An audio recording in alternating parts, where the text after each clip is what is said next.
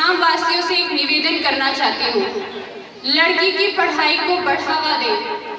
आज एक लड़की पढ़ती है तो परिवारों का विकास होता है, लड़का पढ़ता है केवल एक परिवार का विकास होता है। इसका मतलब ये नहीं कि लड़कों को ना पढ़ाएं, इसका मतलब ये है लड़कियों को पढ़ाएं। लड़कियों को 5वीं और 8वीं पढ़ा के उसको आधा अधूरा ज्ञान ना दे। उसकी अगर इच्छा है, उसकी अगर प्रतिभा है, उसको पूर्ण सहयोग दें। वो आपका नाम दुनिया में रोशन करेगी।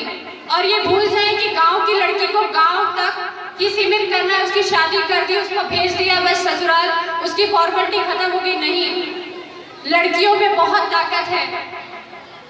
फर्स्ट क्लास में जब आप डालते हो, उसके अंदर एक इच्छा उठती है कि उसको कुछ पढ़ना है। 8वीं क्लास में हम उसके किसी भी कारण से पढ़ाई छुड़वा दे तो भले के ठंडा चरण चाहिए, भले कोई घर में टाबरिया कोनी कातिरो आयोडो, ये सारी चीजें आप भूल जाइए।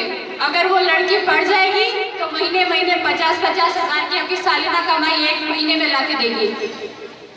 इस साल सर कितनी लड़कियां हैं 12th में? 50 लड़के हैं। बहुत अच्छा लगा मैं जब सुना कि सुंदरबाई स्कूल में को एजुकेशन में 50 गर्ल्स, अभी जैसे सर बता रहे हैं, बहुत अच्छा आंकड़ा है, लेकिन हम इस आंकड़े को बहुत बढ़ा सकते हैं। इस गांव की जनसंख्या के अनुसार ये आंकड़ा बहुत कम है। अपने परिवार में झांक के देखिए कि कितनी बच्चियों को आप पढ़ाने भेज रहे हो। जब तक आप उनको पढ़ाओगे नहीं, उनका विकास नहीं होगा। सोने चांदी के गहने उनका विकास नहीं कर सकते। उनको इस काबिल बनाओ कि वो अपने आप सोना बने, अपने आप एक चांदी बने। दूसरी बात मैं बल दूंगी स्वच्छता पर। कोई भी गवर्नमेंट, कोई भी सरकार, कोई भी सरपंच, MP, MLA केवल बोल सकते हैं स्वच्छता, आपसे सहयोग कर सकते हैं, लेकिन अपने अंदर झांक के देखिए कि हम कैसे परिवेश में रह रहे हैं। घर की स्वच्छता से बात चालू करूंगी। घर को साफ रखिए बच्चों के अंदर, यही नागरिक आगे जाकर आगे बढ़कर देश का विकास करेंगे। मैं चाहती हूँ कि घर घर में ये अलग जगह कि बच्चा स्वच्छता के प्रति, शिक्षा के प्रति, व्यवहार के प्रति, मूल कर्तव्य, मूल उद्देश्यों के प्रति सजग हो। बच्चों को पता हो कि देश का विकास होता क्या है। आज देश का विकास केवल और केवल पेपर्स में होता है। हम यहाँ आके बोल जाते हैं कि देश इतना बढ़ रहा है, देश इतना बढ़ रहा है। घर में जाके देखिए कि देश कितना बढ़ रहा है। बहुत चीजें बाकी हैं। नरेंद्र मोदी 26 जनवरी की परेड हुई थी। कितने जनों ने इस साल की 26 जनवरी की टीवी पे परेड देखी थी? हाथ उठाइए जरा। कितना जना नरेंद्र मोदी की परेड देखी थी 26 जनवरी की? किसी ने भी नहीं। नरेंद्र मोदी जी इस देश के प्रधानमंत्री हैं और वो अपेक्षा करते हैं कि देश स्वच्छ हो, देश साफ हो, क्योंकि जब हम दूसरे देश में जाके देखते हैं कि वहाँ पे कितनी साफ सफाई, वहाँ पे कोई गवर्नमेंट साफ सफाई नहीं करती। साफ सफाई वहाँ पे प्रत्येक नागरिक अपनी जिम्मेदारी समझता है। प्रत्येक गाँव वाला, प्रत्येक घर वाला, बच्ची, उसकी माता पिता सब अपनी जिम्मेदारी समझते हैं। इस जिम्मेदारी को आपको समझना पड़ेगा कि हमें किस तरह से काम करना है, किस तरह से आगे बढ़ना है।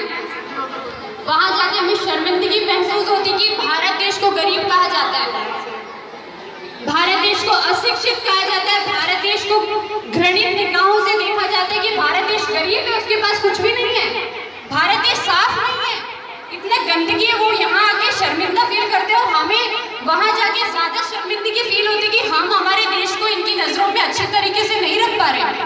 कहाँ कमी है, हमें जानना होगा, हमें पहचानना होगा। और ये चीज घर घर से चालू होगी, तब जाके देश सुधरेगा, बाकी कभी देश नहीं सुधर सकता।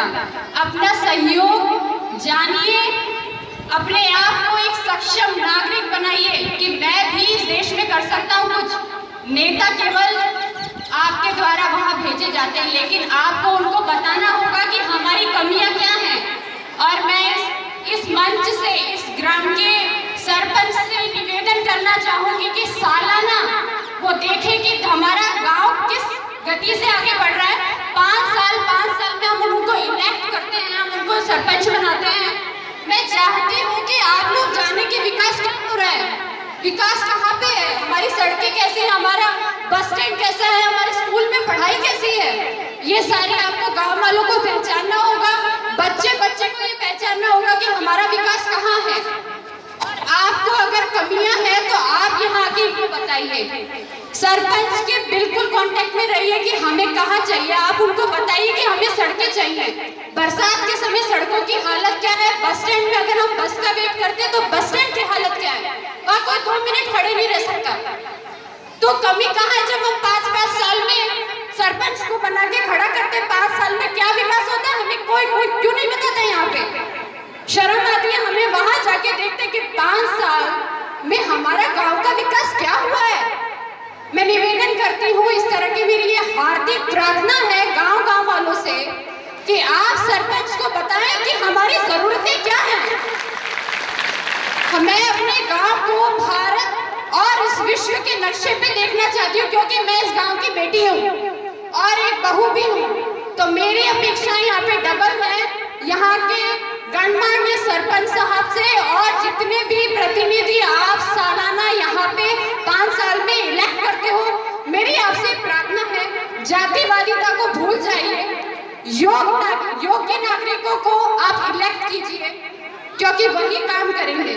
मैं ये नहीं जानती कि अभी सरपंच साहब कौन है और मेरी इनसे कोई बैर दुश्मनी नहीं है, लेकिन मैं उनसे प्रार्थना चाहती हूँ कि वो ग्राम के विकास में मीटिंग करें, साप्ताहिक मीटिंग हो, गांव वाले अपनी मन की बात कहें कि हमारे मेरे की स्थिति ये है, हमारे वहाँ पानी की कमी ये है, हमारे यहाँ पेड़ वृक्षारोपण किए जाएं। स्कूल ये चीज शुरू करे कि महीने में एक बार की कमी हो तो हम ला के देंगे।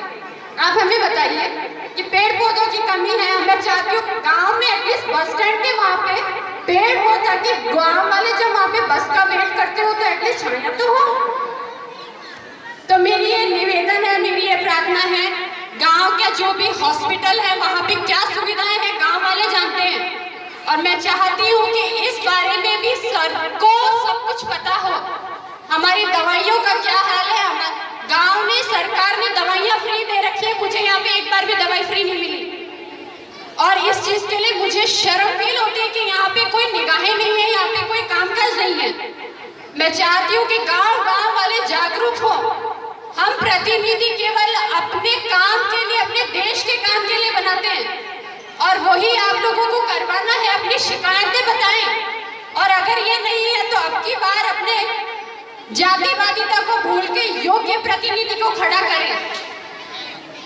इस प्रार्थना में किसी का कोई बैर, किसी से कोई दुश्मनी नहीं है, इसलिए अगर किसी को कोई सी बात का बुरा लगा हो तो मैं क्षमा चाहती हूँ। लेकिन मैं चाहती हूँ कि मेरा गांव आगे बढ़े, मेरा गांव का एक एक आदमी आगे बढ़े, शिक्षा के मामले में सबसे ज्यादा आगे बढ़े। आज यहाँ का अगर एक लड़का लंदन पहुँच सकता है तो यहाँ के जितने पढ़ने वाले बच्चे हैं उनमें कई लंदन पहुँच सकते हैं। कोई बड़ी बात नहीं है, कोई बड़ी बात नहीं है। आजकल विदेशों में जाके पढ़ाई करना या नौकरी पाना आपकी योग्यता है, आपको पहुंचाया जाएगा।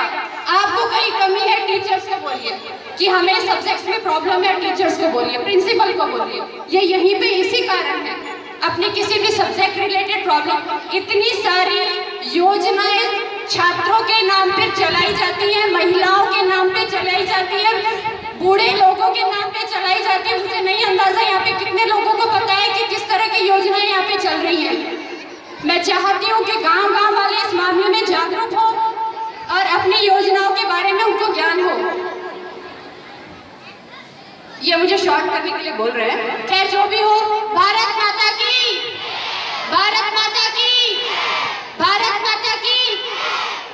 अगर मेरी बात से अगर किसी को बुरा लगा हो तो मैं क्षमा चाहती हूँ, बाकी आप लोगों की इच्छा।